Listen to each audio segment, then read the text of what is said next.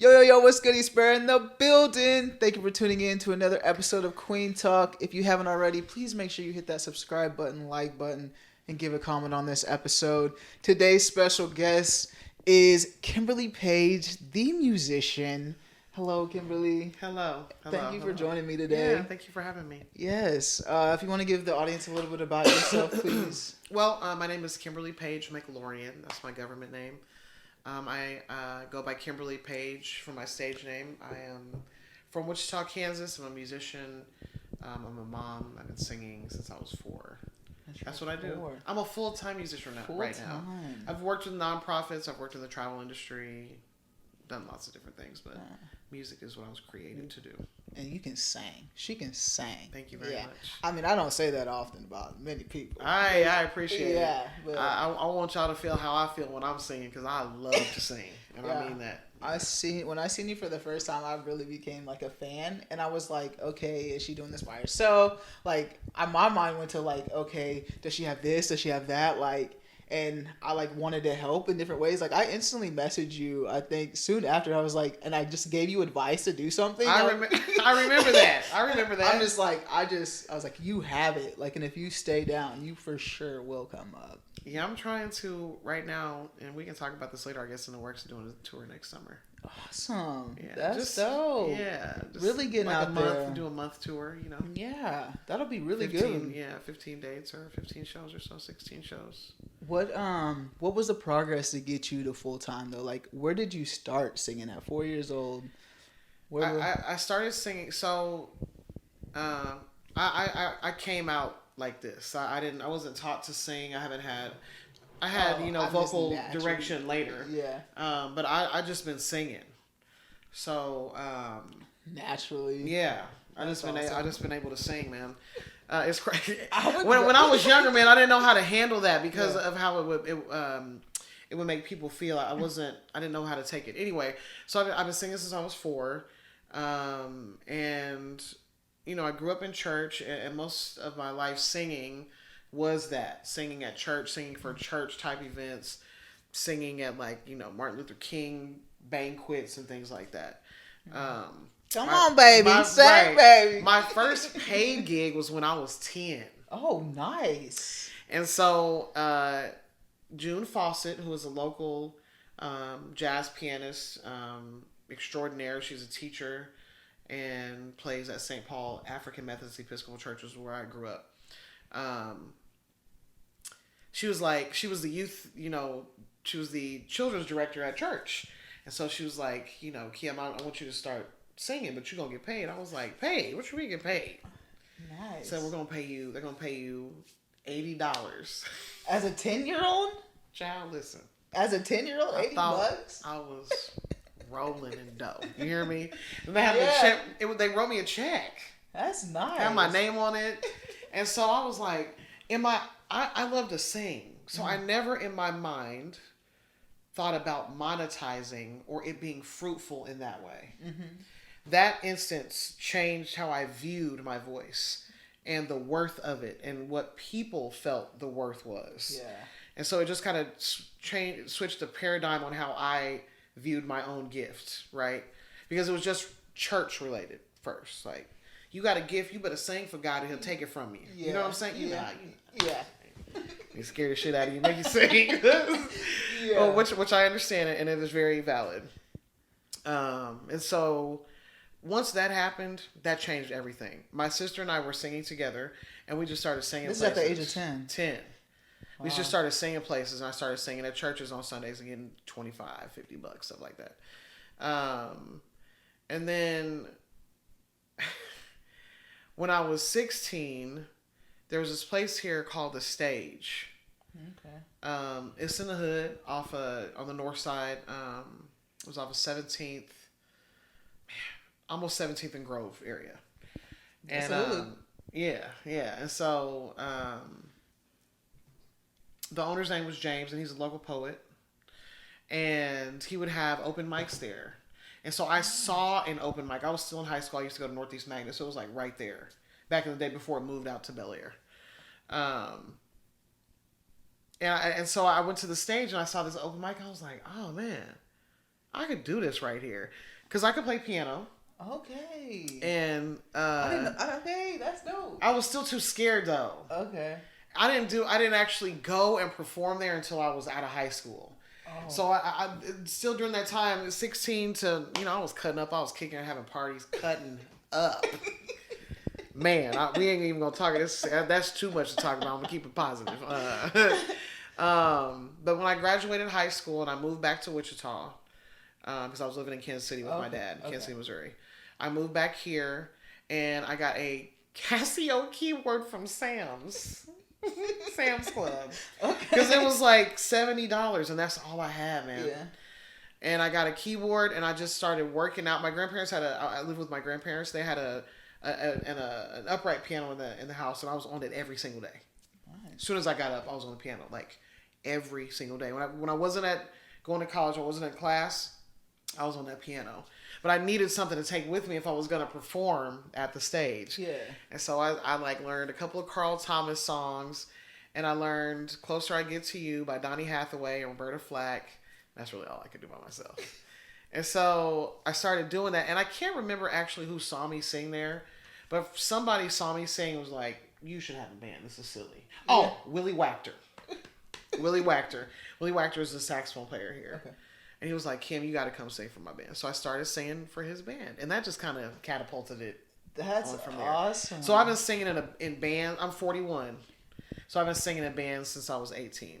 And their first gig was when you were playing the piano by yourself at the stage. Yeah. That's dope. And I was doing that every week. I was carrying it up there. And I was confident about picked up a piano. I haven't been at a piano in a minute. It's just like I wasn't super passionate about. Mm-hmm. I could do it, but you just really want to sing. Man, that's what I was created for. Yeah. I believe it. Yeah, that's what I was created for. The hustle that you had, at 10 years old, you had this mindset okay, I'm gonna monetize that. That's awesome in itself. To start it from that beginning, and then at 16 and 18, you've been doing this for a long time now. Yeah. And the grind that you had to take, and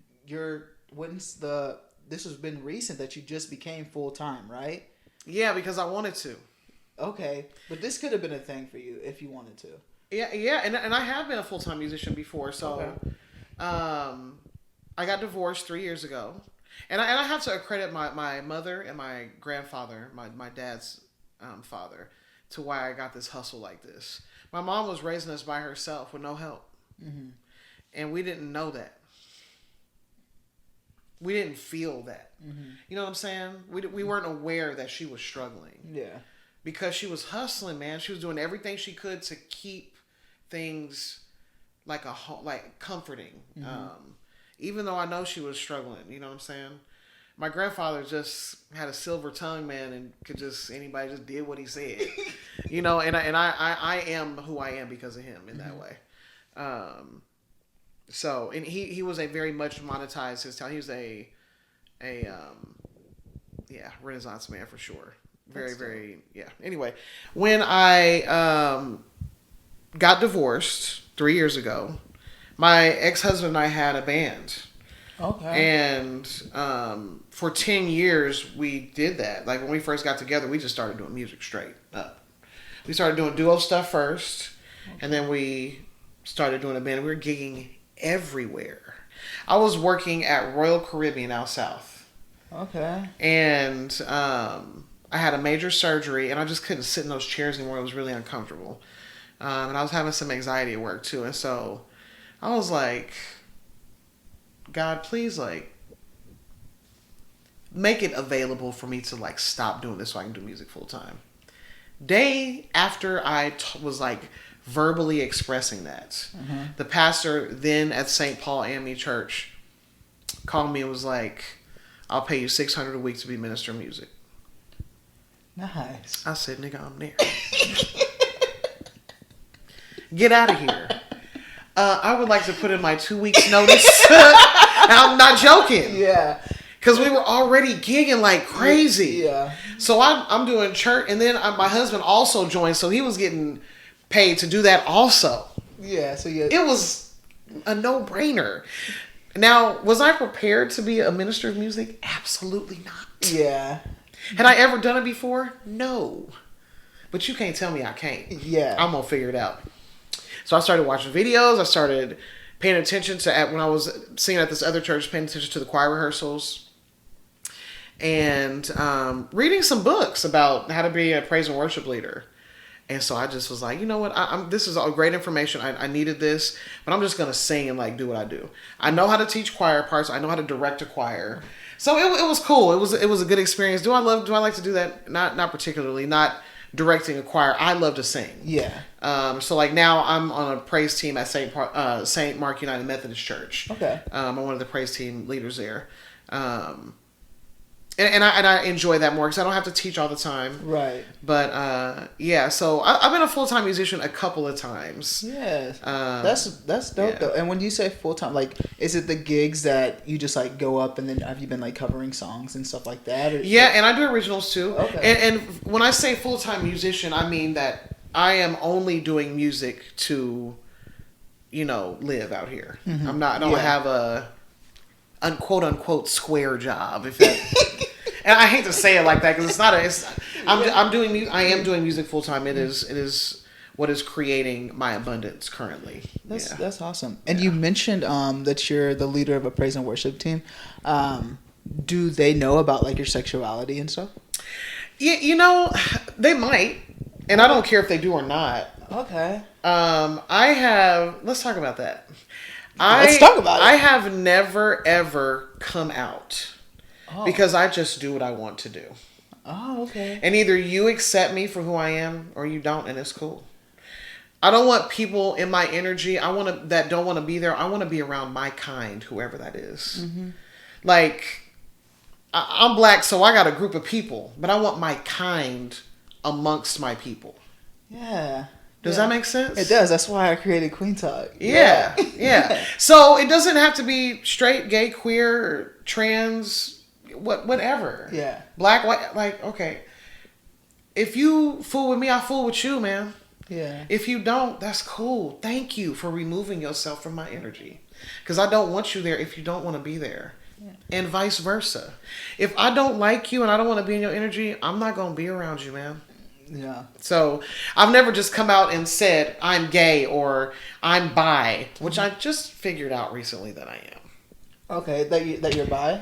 Yeah, because most of my life I've been with women, okay. and when I was married to my husband, I would say I had a straight face.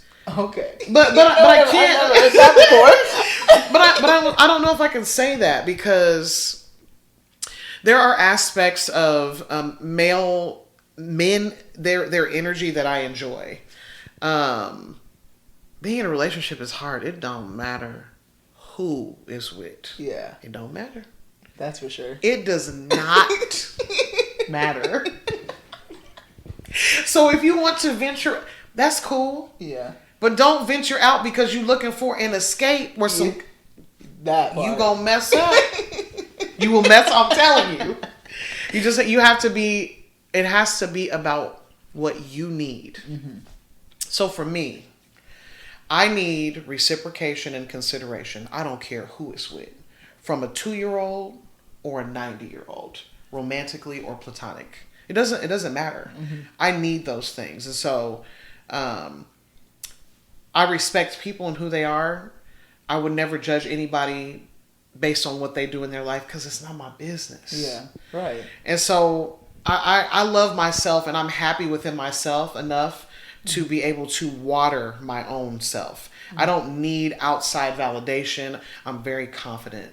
And so and I've always been like that. Yeah. And I believe there is toxic confidence sometimes because sometimes when you're very confident, you can it can come off as arrogant, I think, because it can seem like you lack empathy in a way. Mm-hmm. Because a lot of confident people don't worry about too many things. Yeah. And we live in a crazy world, man, and there's a lot to worry about. Mm-hmm. And I think that, or toxic positivity could also be the same thing. Yeah.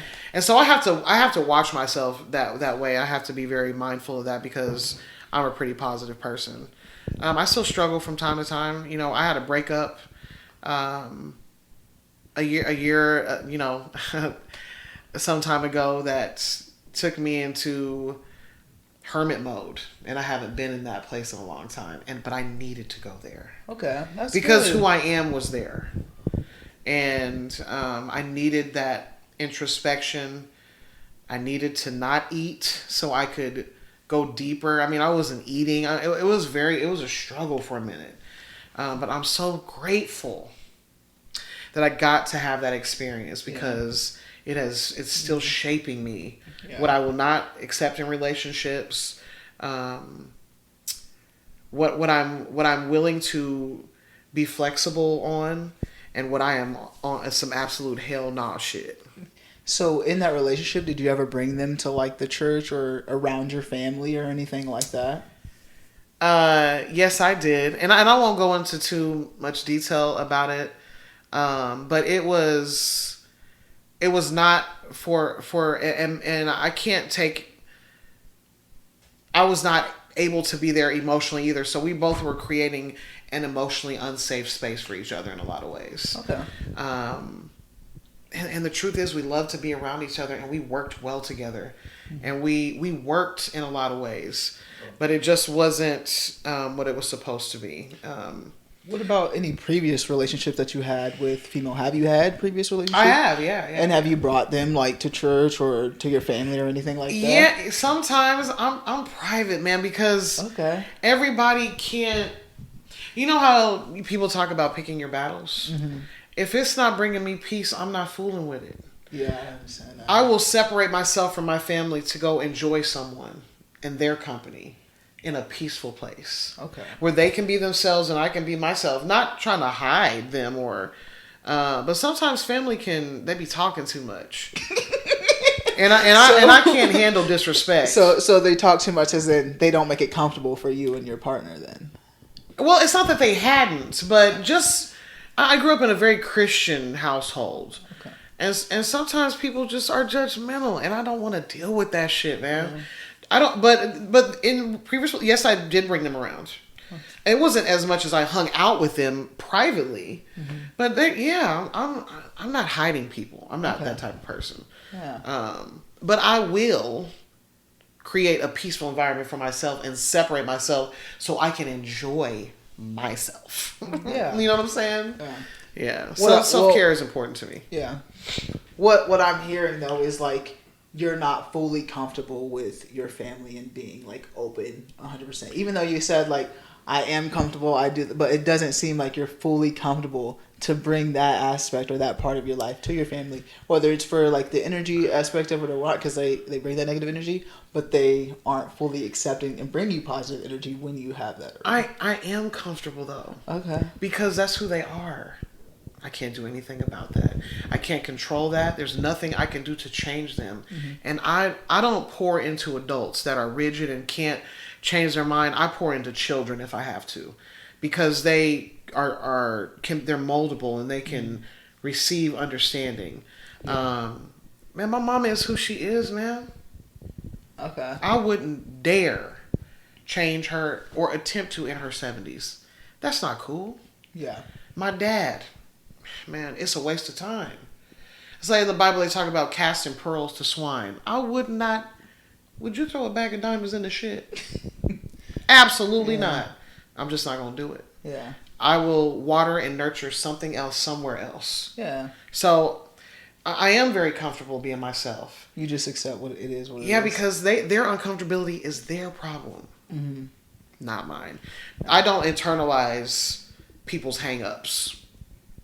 Sometimes I internalize their pain, but not their hang-ups and their judgment. They can kiss my ass for real. Yeah.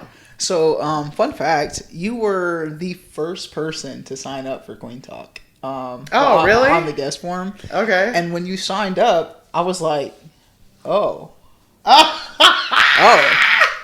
I didn't know. Because nobody is going to assume that I'm interested in women. Yeah. I hate that shit. I feel like I need to get a little rainbow tattoo on my ears so like people can say, "Oh, okay." Which, yeah, and it's crazy because like I mean, right? Like, what can you do besides like be yourself? Like you're a femme, so that's I was gonna ask you like, how do you navigate that? with relationship wise, and obviously it might be easier to for you because people don't think it is, like with the church and with your family. Sometimes I use a wingman. Okay. Because a lot of mask presenting women, I hate labels, man. God, I hate women that are that don't particularly wear dresses and are not super feminine. I don't even want to say mask presenting. They don't assume that I'm into women, and so I have if I know somebody that knows somebody. I might say something just to help me out. Like, what's up? Like, what's that? Like, okay. But like I said, I'm very confident. Yeah. So if I see something that I want, or if I want to engage with somebody, I will. Yeah. I will just say, "Are you into women?" Or I'll ask because it's a question. They can say yes or no. Yeah. I don't have an ego either, and so I'm not offended if they say no. It's just it's a question. But you won't find out unless you ask somebody, especially in my position. It's just like it's part of it. Is it annoying? Absolutely. So are flies. But it's like part of life. Yeah. So, you know what I'm saying? It's an unfortunate part of this lifestyle because of the society that we live in. Yeah. And we in Kansas, so, you know, it's like there's just not a lot of us here. Right. And so, yeah, that's a part of my life. Nobody assumes that I am into women. Yeah, I definitely didn't. But, like, what are like, you said it's annoying. So, do you expect people to just like go and approach you and just like ask you in the same way? Or? No, not necessarily. I don't expect anything. But I want people to feel comfortable to ask me because I know people might be like, oh man, she got a man at the house. I'm like, I don't actually. It's just me at home. Yeah. And by myself in Keachai with my son and my mom. You know, it's just like, it's not, there's not. Yeah. But you don't know. That's the whole thing is the asking. And then you have to be vulnerable in a moment because a lot of people don't want to be rejected. Because I could say, "Oh no, honey, I'm married," and, you know, or no, I don't date women. A lot of people can't handle that or don't want to hear that. So, yeah, I just don't care because if I gotta find out, it is as simple as if you want to know the price of something, you figure out the price. You might have to ask. Mm-hmm. Man, some people are scared to ask though. They'll look for it themselves. That's crazy as hell to me. For me too. Because you can look it up on your phone too. You can scan it now. Yeah, but like no. But there's something to say about that interaction that is, I feel like has been lost a little bit. People, just the connection of. Let me tell you something I used to do. Can I give you some little game I used to do? Please. Take notes. This works every time, and I promise you.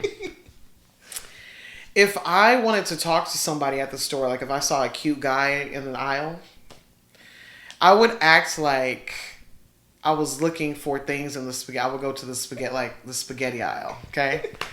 I'll be like, man, what is your favorite sauce?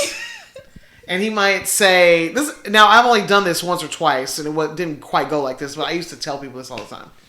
And he would say, they might say, well, I like this sauce. I'm like, well, what's your favorite kind of noodle? I really want to make some spaghetti, but I haven't cooked it in a long time. You like, ground beef or Italian sausage in yours? And so you get all the things, and you're talking, and you know how that happens.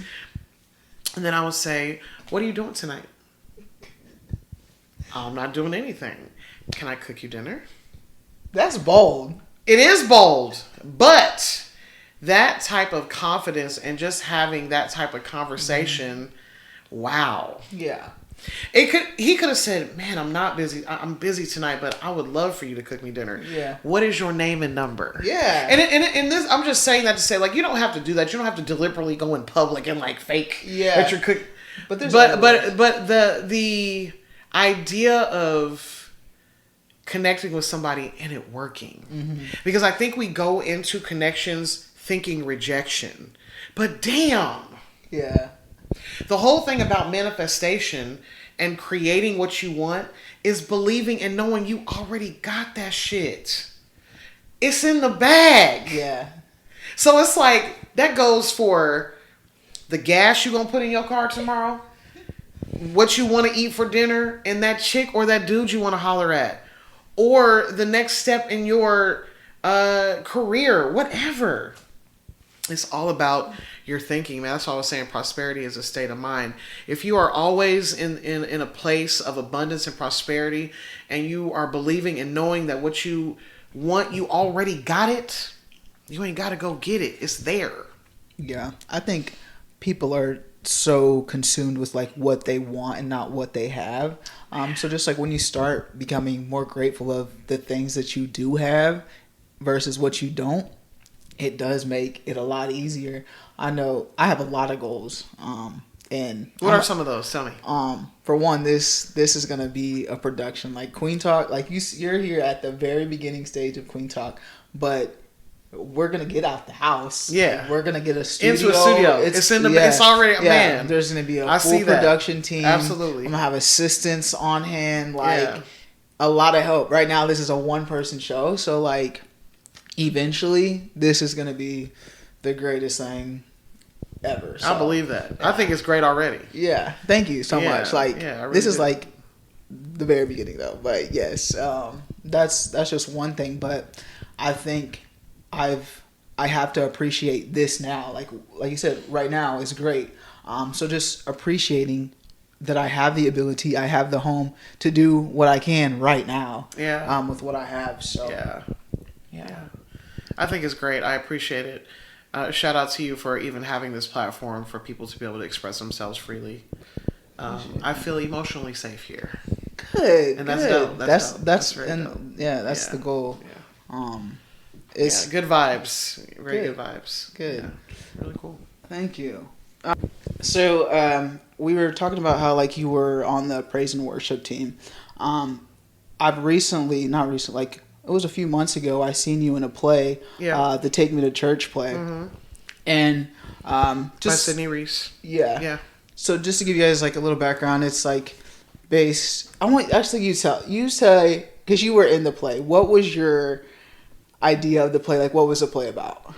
It was a play based around kind of a take on a true story of a minister of music working at a church having to hide who he was. And he was actually married to one of the choir members and had been. But he was outwardly straight.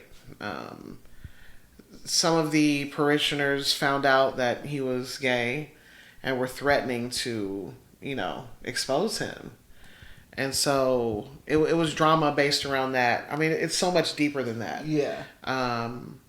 Because in the Black church, we tend to cater to talent and then chastise sexuality.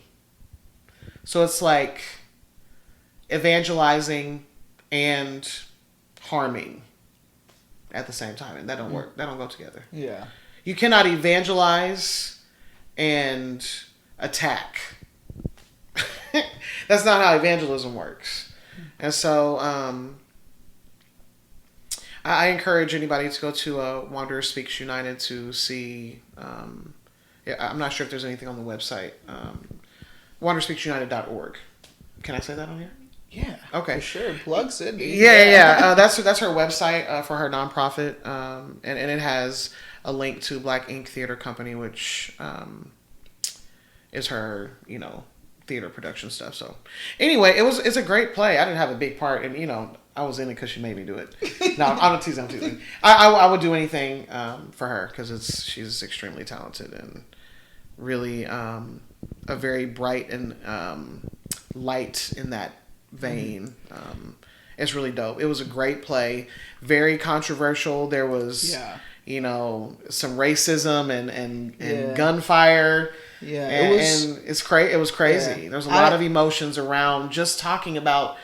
Really, it's crazy. We're talking about somebody's personal sexual life. Why is that a subject? That is crazy to me. Because I'm not going up to people in the store.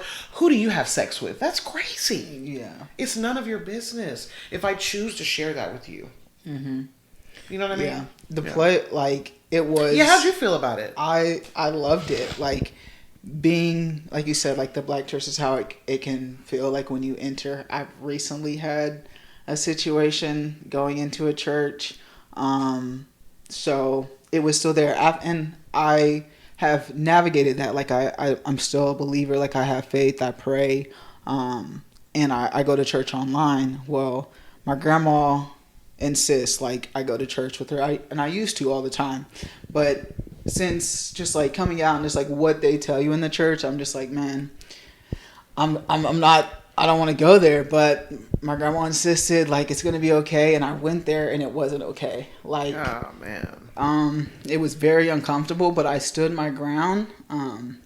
But I won't go back. And yeah, and that's the thing. My grandma like wanted me to go back last week, and I'm just like, absolutely no, not. like I won't. Like, and I love my grandma so much, but no, I won't do it again. And that's the thing. That's you. That is a boundary that you get to create for yourself. Grandma, I love you, but that's your space. Yeah. Come chill with me in my space. Let's go do something else. Yeah. Because I can't be in that environment. I am so hell bent, and I keep saying this, I'm gonna say it again, on having emotional safety wherever you go. People gotta respect that shit, man. Yeah. Boundaries is self-care. You don't get to tell me what makes me feel good or uncomfortable in any way, shape, or form. Yeah.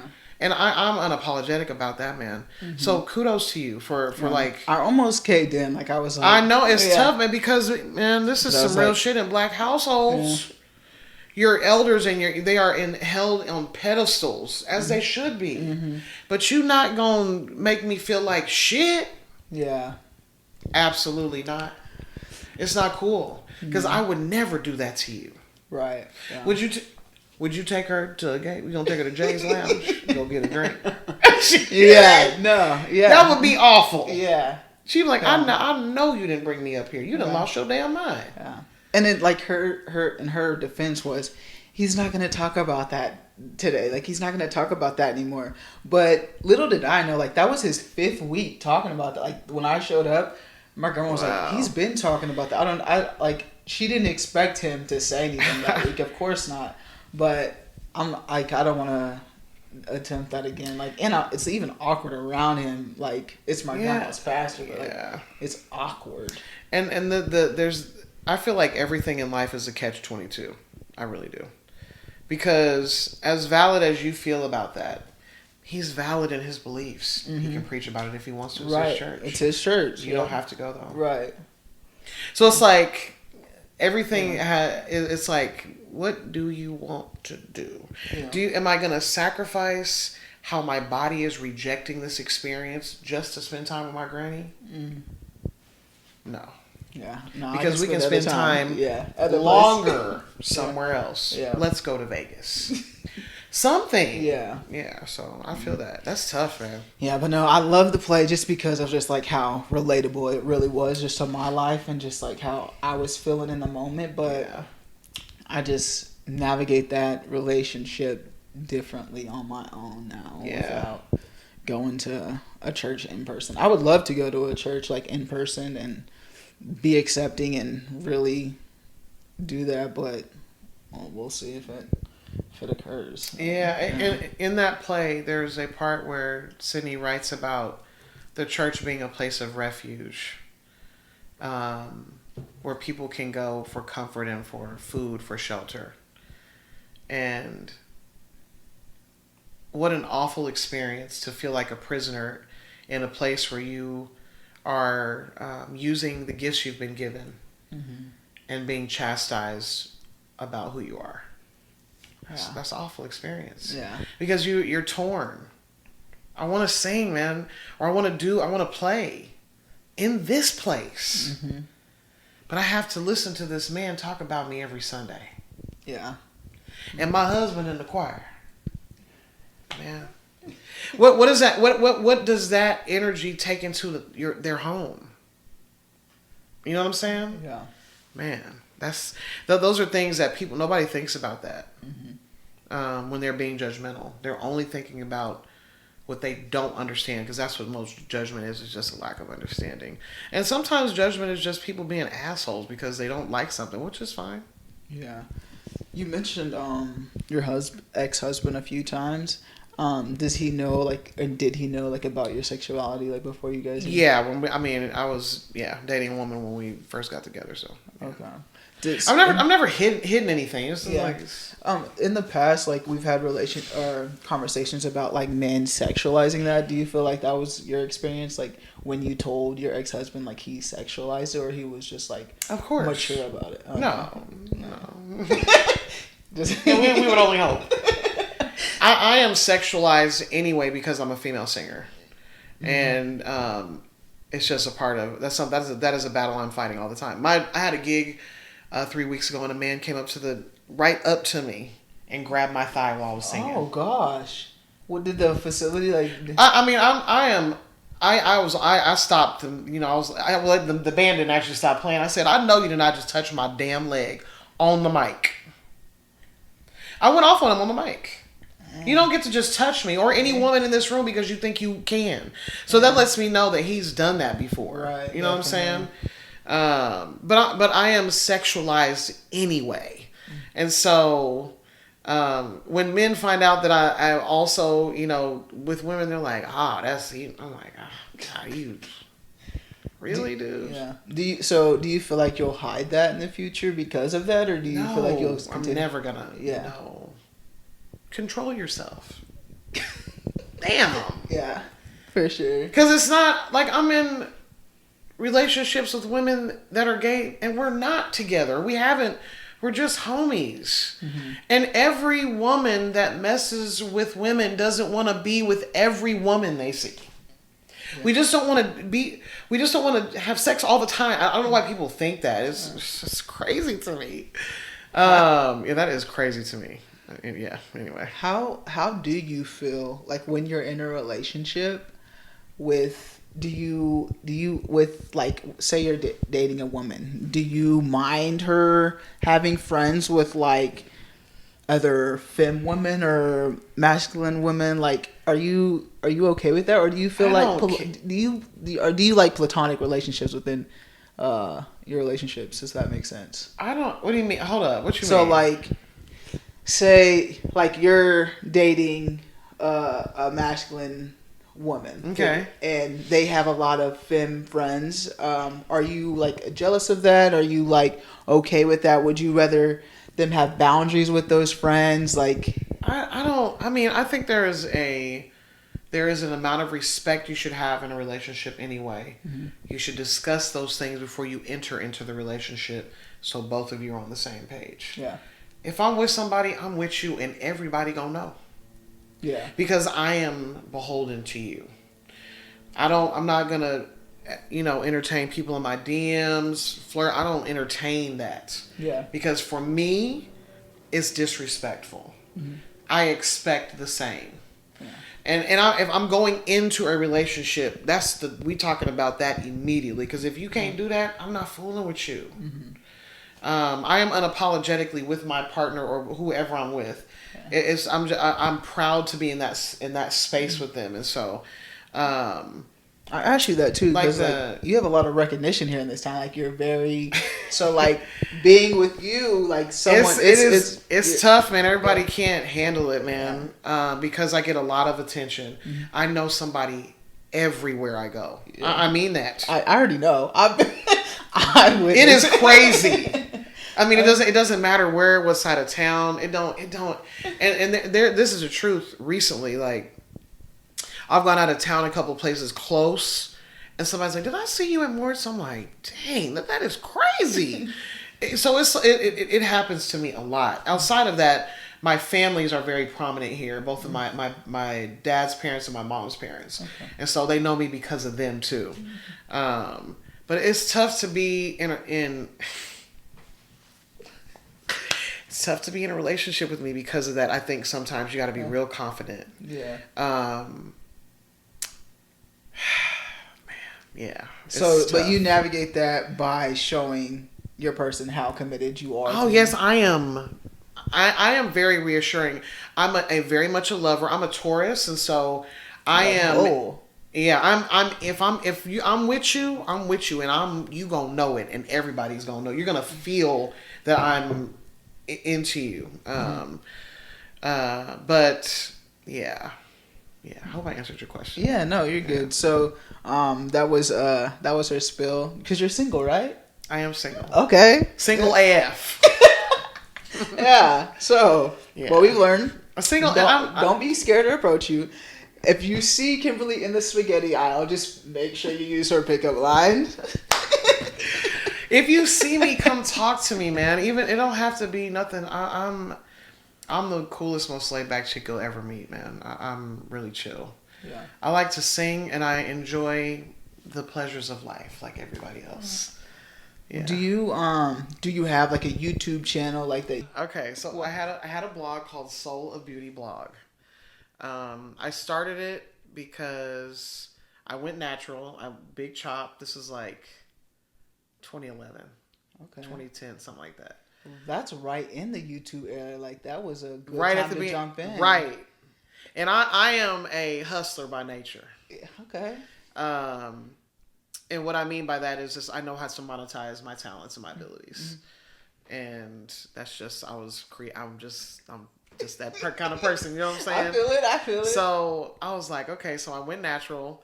So I want to talk about this journey because I had a relaxer my entire life. Okay. Probably didn't need one.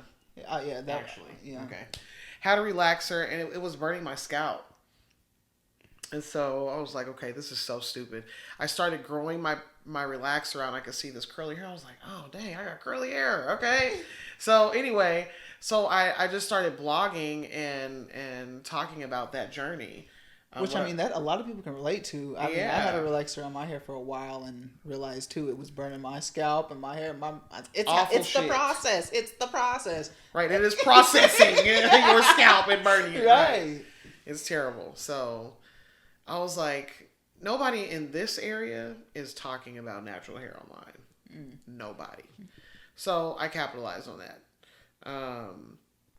And got to do a lot of reviews from a lot of big companies and was part of the Natural Hair Expo here. I was one of the ambassadors for that. It was really cool, right? I also am a makeup artist. I guess I'm saying I am because I could still do it, but yeah. I don't think I would because it's just not me anymore. You know what I mean? Yeah. And so I started doing that too, doing like makeup tutorials and reviewing skincare products and new palettes and things like that. So it separated me from the relationship I was in a lot of ways. And so I was recognizing that and I was like, okay, maybe I'm doing this too much. And I'm a musician. And so music just took over. Yeah. And so I didn't have the time to give to it that I wanted to. Then YouTube just got really toxic and people were, being mean to each other on channels and there was a lot of vitriol between different... It was just kind of silly. I am like a peace procurer. Okay. I don't like chaos and mess. I just don't want any parts of that shit. No, I didn't. Okay. I just was witnessing what was happening in that community there was a beauty community on YouTube, and I just didn't want to be a part of it. So, like I was telling you, when I decided to stop it, I paid somebody to wipe the internet of all that shit. Dang. Yeah. That's so like you just stopped it because you didn't want to like be involved. I just felt it was, and you were making good money off of it because like I was making okay money. Okay, money. Okay. Because I was still working. Yeah, but it was a good extra, and I was getting a lot of free stuff. Yeah. So it wasn't like you would have been like the influencer of influencers if you would have stayed down with that. Because you would have been the start of influencing. They're sending you stuff. You're showing their product off. Like you were the start of influencers. There was like 100 of us that were doing that at first. That just kind of, Now there's hundreds and thousands of them. Do you ever look back on that and be like, man, if I would have continued, you're like really okay with? Honestly, no. Yeah. When I look back at it, I'm like, what the fuck was I doing? Yeah.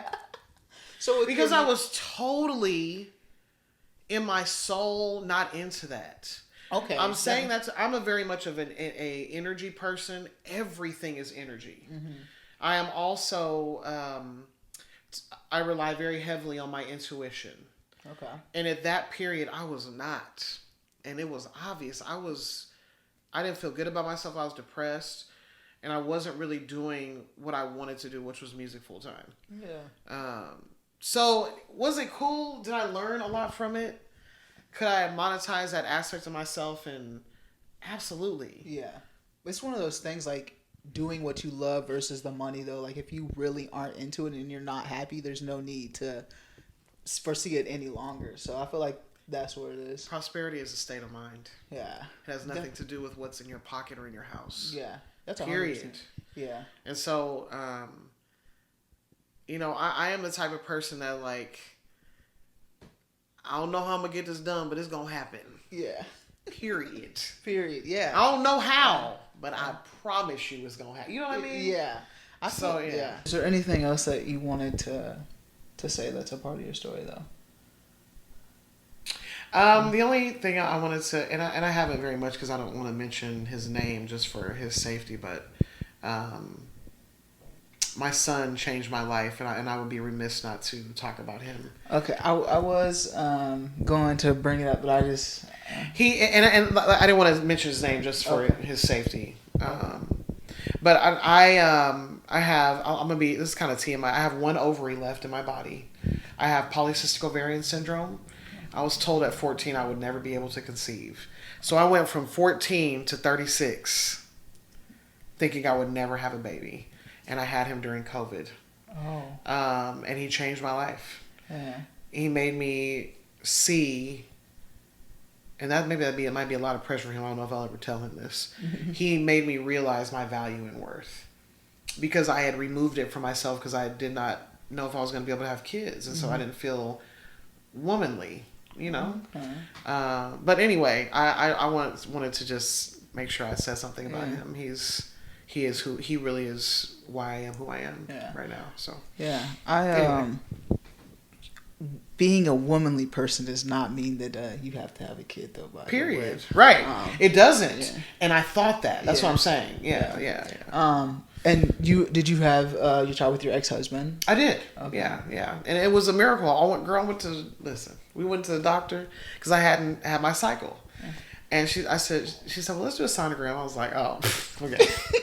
This is crazy. I said, okay, let's do a sonogram. That's fine. And so she's going over my stomach. She said, oh, right there, look. I said, what is that? She said, honey, that's a baby. I said, ain't no way. That is not a baby. I said, it looked like a tadpole. It just looked like a little tadpole. Yeah. I said, that is not a baby. Stop. She said, it is a baby. Wow. I was like, oh, okay. Because I had a miscarriage that was really bad, and it made me, so I just didn't even think it was possible. Yeah. So we got into, month 1, 2, and I was like, oh, this is for real. This is okay. And he was growing, and then I went into my appointment, and I could see him, like, spinning around real fast, and I was like, girl, almost passed out. So, my pregnancy was very easy. It was cool. Nice. I have enjoyed every aspect of getting to experience my son. Yeah. He is a genius. He is a musician already. Oh, nice. He is hilarious. He could be a stand-up comedian right now. He is me in so many ways. He really is my twin. Because he's with me every single day. But that's just his natural personality. He's a dope little kid, man. So he's going to be something for sure. How are you raising your child to be inclusive in everything? I just don't hide anything from him. Mm-hmm. Okay. I hide things from him that are dangerous for him. Yeah. But people and who they are, man, I'm not. Mommy, why does that man have on lipstick? Because he want to. Oh, okay. Yeah. And don't focus on that. Because his dad is not, he's very heterosexual male. Okay. And he's not, he cut his hair because he looked like a girl. He's that type of dude. You know what I'm saying? I get it. But I don't have to, my son doesn't have to be like that, and he will not be that way. I will fight against that shit until the day I die. I mean that. Okay. Because you're not going to be treating people like shit. Yeah, So you do have to battle that within my son is okay, like with the way that he is right now. You don't have to like tell him he's No, big. yeah. I'm just like, if he asks me questions, I answer them because he Yeah. needs to know. For sure. That's good. You know what I'm saying? It's just important to me for him to, yeah. Anyway. Yeah, and I think because like it's harder for like a younger boy growing up because it is like don't cry, you're not a girl, and just like little comments like that growing up can be Those are seeds that are planted. right, and so men don't cry as they get older, It's crazy, man. which is like the number one stress reliever. Like it relieves so much stress when you cry. right. Like it's scientifically like if you look it up, crying it releases so much and it helps you so much when you cry. It is like your body is a hot water tank. It has to have a pressure release valve, man. Mm-hmm. You can't. It will blow up. Yeah. And when a hot water tank blow up in a house, what happens? Yeah. The house blows up. Yeah. Then you have property damage, structural damage, water. Mm-hmm. It's a trickle. It messes up everything. Yeah. Man. For So sure. just cry sometimes. Mm-hmm. I don't care. I sang a song 2 weeks ago at a gig and I cried. The song made me cry while I was singing. Yeah. I can't hide that. I will not. Mm-hmm. I won't do it. What's next for Kimberly Paige? Like in the musician, the music. touring and Yeah, just working on an album, okay. doing whatever I can musically to create, whatever that is. I don't know. I know I'm supposed to be. I don't want to. My cousin and I are supposed to be working on an acoustic album, just like 6 love songs. Nice.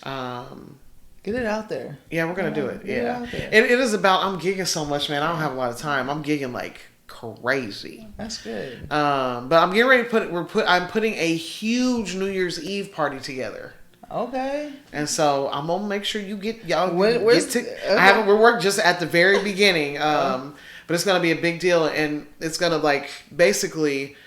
I'm gonna be promoting it to also be promoting this tour that's coming up in the summer. So it's just gonna be going hand in hand. So I'm just gonna that's smart. keep things rolling. Yeah. So. Okay. Follow my pages to look Yeah. out for what I'm doing. I'm gonna be Yeah. singing somewhere. I have my Instagram is Kim's Vocal Studio. You can follow me on Facebook at Kimberly Paige, Paige. I'm working on getting a tour together for next summer, and working on music. I was up writing till 3:00 this morning. So I write music all the time. But I wanted to say something.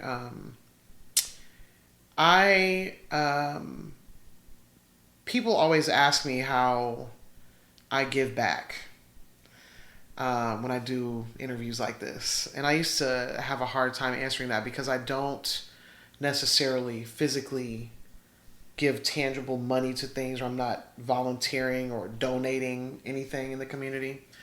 I have to, and I guess I might be saying this for myself too. I have had to acknowledge the fact that music really is very healing for myself first, I think. And I didn't realize that until recently, how much it was healing me every time I was singing all the time. I've recently figured out, first, that I'm bisexual, that I am here to sing, but I'm also here to show people what unconditional love feels like, whether it's platonic or romantic. That's why I'm here. Mm-hmm. If I can feel that you're hurting, I'm going to figure out how to make it stop. Yeah. Even if it's me just listening to you, I will stop what I'm doing if I have the capacity to. You know what I mean? Mm-hmm. And so I'm saying this to say to people who try to figure out how they're actually giving back when it comes to artistry. Your music or whatever you're creating is creating a space for people to allow healing to happen. How many times do you get in your car to put on a song that makes you feel good, brings you joy, takes you back to a nostalgic place with somebody that you can't ever forget? Yeah. You know what I mean? And so I appreciate this space because I can talk about my story, and you're allowing me into this vulnerable space with you. but I'm getting to express also how I feel about a lot of things, and that doesn't happen for me very often because I'm singing all the time, and I allow people to pour into me very much. So I needed this today. Well, good. Yeah, I thank you for donating your time. Like, Yeah, time is a absolutely. lot. Like, Any time too, man. Like, yeah, anytime. I appreciate you coming is on really this cool. platform. Yeah. Thank you. Yeah, you're welcome. Like I said, you were the very first one to fill out that form, and when I seen it, I was like, okay. And like I said, you're like, you know everybody in this town, Yeah. and to have like you see Kueen Talk, be like, okay, like this is a cool platform, and I want to be a part of it. Like I really appreciate that too. Absolutely, man. I believe in us. Yeah. Yeah, I Well, do. thank you. I do. Where can we see Kimberly Paige at next? Like, Well, so I host, if you're in Wichita, Kansas, I host karaoke every Tuesday, Wednesday, and Friday at Vorshay's Cocktail Lounge downtown. I sing every Wednesday from 9 a.m. to 12 p.m. at Greater Grounds Coffee Shop, which is at 922 East Douglas. It's a brand new spot. They have coffee, cocktails, crepes, a lot of really, really cool stuff, and it's a really beautiful coffee shop. I sing at Moore's all the time. If you follow me on my social media, I promote myself pretty heavily. You're going to see my face on your Facebook page. If you follow me.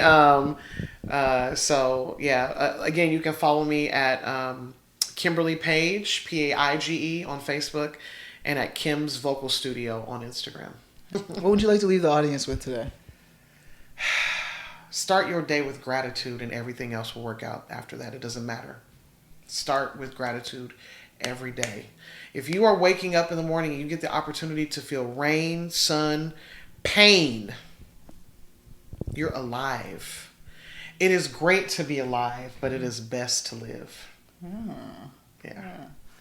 Thank you, Kimberly. I appreciate you again for coming on here at this platform, sharing your story. You're welcome. Thank you very much. I feel like if they didn't know, they know now. And if you don't know still, you can find out. Just come talk to me. Thank you guys for tuning in to another episode of Kueen Talk. I really hope you enjoyed this episode, learning something from it. Again, please make sure to hit that subscribe, that like, and comment button. And as always, family, friends, strangers, love. Be nice. Be nice.